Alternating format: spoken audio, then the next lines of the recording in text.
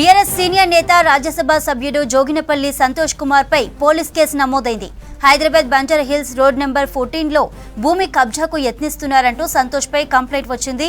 నవయుగ company ప్రతినిధి చింతా మాధవ్ ఇచ్చిన ఫిర్యాదుతో సంతోష్ తో పాటు లింగారెడ్డి, శ్రీధర్ పై పోలీస్ కేసు నమోదు చేశారు.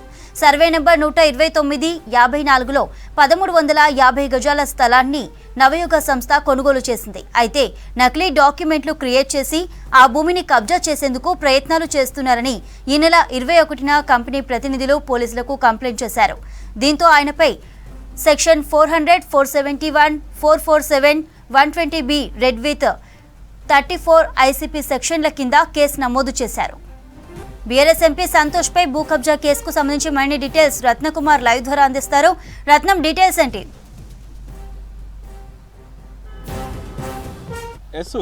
చంద్రిక, ఇటు బీఆర్ఎస్ కీలక నేత రాజ్యసభ ఎంపీ జోగినపల్లి సంతోష్రావు మీద బంజారా హిల్స్ పిఎస్లో కేసు నమోదైంది. బంజారా హిల్స్లోని రోడ్ నెంబర్ 14లో ఉన్న ఎన్ఈసిఎల్ నవయుగ ఇంజనీరింగ్ కంపెనీకి సంబంధించినటువంటి ఒక భూమిని అక్రమ డాక్యుమెంట్లు సృష్టించి, అలాగే ఫ్యాబ్రికేటెడ్ డోర్ నెంబర్స్ను సృష్టించి వీటి ద్వారా ఒక ల్యాండ్ను కబ్జా చేసి అందులో అక్రమ నిర్మాణాలు చేపట్టినట్లు కూడా ఈ యొక్క నవయుగ కంపెనీ నుంచి చింతా మాధవ్ అలాగే పలువురు ఆ యొక్క ఫిర్యాదు బంజారా హిల్స్ పోలీసులకు ఫిర్యాదు చేయడం జరిగింది.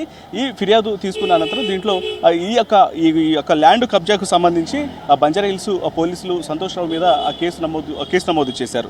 పలు సెక్షన్ల కింద 420, 468, 471, 447, 120 రెడ్ విత్ 34 ఐపీసీ సెక్షన్ల కింద కూడా కేసు నమోదు చేశారు. కేసు నమోదు చేసి ఫర్దర్ ఇన్వెస్టిగేషన్ అనేది స్టార్ట్ చేశారు. అయితే ఎంతో కాలం నుంచి గతంలోనే ఈ యొక్క ల్యాండ్ కబ్జాకు సంబంధించి కూడా సంతోష్ రావు మీద మొదటి నుంచి కూడా ఈ కేసు అనేది కోర్టులో కంటిన్యూ అవుతూ వస్తుంది. వీటికి సంబంధించి ఫర్దర్గా ఇటు నవయుగ కంపెనీ నుంచి ఫిర్యాదు రావడంతో వాస్తవాలను కొంత అబ్జర్వ్ చేయాలనే ఉద్దేశంతో ప్రస్తుతానికి కేసు నమోదు చేసి ఇన్వెస్టిగేషన్ స్టార్ట్ చేయనున్నారు. చంద్రిక.